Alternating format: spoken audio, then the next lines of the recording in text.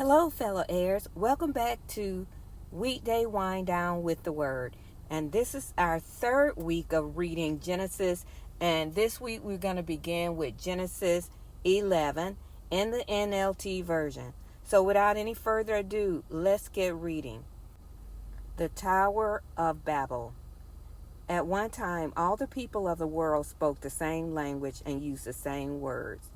As the people migrated to the east, they found a plain in the land of Babylon and settled there. They began saying to each other, "Let's make bricks and harden them with fire." In this region, bricks were used instead of stone, and tar was used for mortar. Then they said, "Come, let's build a great city for ourselves with a tower that reaches into the sky. This would make us famous and keep us from being scattered all over the world." But the Lord came down to look at the city of the tower the people were building. "Look," he said, "the people are united, and they all speak the same language. After this, nothing they set out to do will be possible for them. Come, let's go down and confuse the people with different languages. Then they won't be able to understand each other." In that way, the Lord scattered them all over the world, and they stopped building the city. That is why the city was called Babel, because that is where the Lord confused the people with different languages. In this way, he scattered them all over the world. The line of descent from Shem to Abram. This is the account of Shem's family. 2 years after the great flood, when Shem was 100 years old, he became the father of Arphaxad. After the birth of Arphaxad, Shem lived another 500 years and had other sons and daughters. When Arphaxad was 35 years old, he became the father of Shelah. After the birth of Shelah, Arphaxad lived another 403 years and had other sons and daughters. When Shelah was 30 years old, he became the father of Eber. After the birth of Eber, Shelah lived 403 years and had other sons and daughters. When Eber was 34 years old, he became the father of Peleg. After the birth of Peleg, Eber lived another 430 years and had other sons and daughters. When Peleg was 30 years old, he became the father of Reu. After the birth of Reu, Peleg lived another 209 years and had other sons and daughters.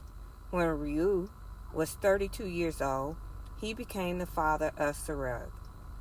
After the birth of Serug, Reu lived another 207 years and had other sons and daughters. When Serug was 30 years old, he became the father of Nahor. After the birth of Nahor, Serug lived another 200 years and had other sons and daughters. When Nahor was 29 years old, he became the father of Terah. After the birth of Terah, Nahor lived another 109 years and had other sons and daughters. After Terah was 70 years old, he became the father of Abram, Nahor, and Haran. The family of Terah. This is the account of Terah's family. This is the account of Terah's family.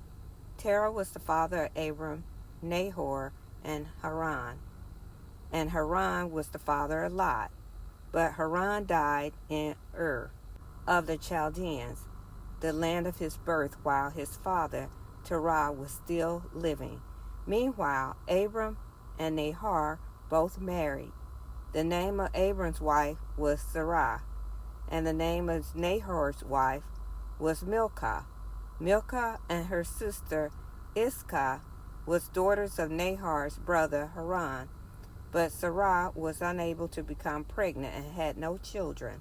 One day, Terah took his son Abram, his daughter-in-law Sarah, his son Abram's wife, and his grandson Lot, his son Haran's child, and moved away from Ur of the Chaldeans. He was headed for the land of Canaan, but they stopped at Haran and settled there. Terah lived for 205 years, and he died still in Haran. So, is there anything in this particular chapter that stands out to you? One of the first things that stands out to me is the fact that God decided to make the people speak in different languages because they were united. Could you imagine if the world united, if they became on one accord, how powerful people would be? But no, we can't get united. We're all divided. Even within our churches, there is division. Could you imagine how powerful the church could be if we could all come on one accord? And with the Spirit of the Lord, I mean, my goodness, what a powerhouse the church would be. What manifestations of God's power would be displayed upon the earth. I mean, it would probably blow our minds. I know it would. If we could all, the churches, the saints could all come together. I mean, I know there's going to be differences in doctrination. I mean, even with the disciples, there were differences within the doctrination, and they had to even separate from each other for a time, some of them. But, if we could just get over that and say, okay, we know that Jesus Christ is Lord, and we believe everything in his word, and that is what we're going to teach. And you might believe slightly different, but we believe Jesus Christ is Lord. He is the Messiah. He's the one that came to die on the cross, and he has purpose for us. And one of the greatest purpose is for us to be disciples and go out there and spread the good news and help others and feed others, clothe others, help others, teach others, help out the widows, help out the elderly, the poor. These are some of the things that we know God wants us to do. And if we could just come together, things would be awesome, really awesome.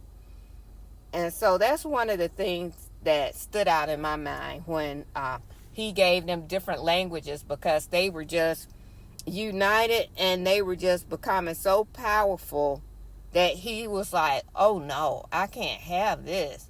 They are too powerful in their unification. So I got to change this. I'm going to make them speak different languages.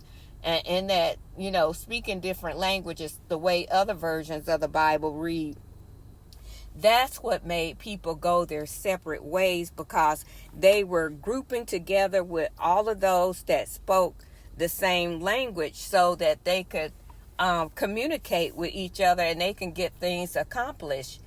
So they had to kind of separate themselves from each other. So they was leaving that same land. They had to go out, to different lands and stuff so that they can unite with those that spoke the same language so they could actually accomplish things. And so that was my thought on this. What's God saying to you? Any thoughts on this chapter?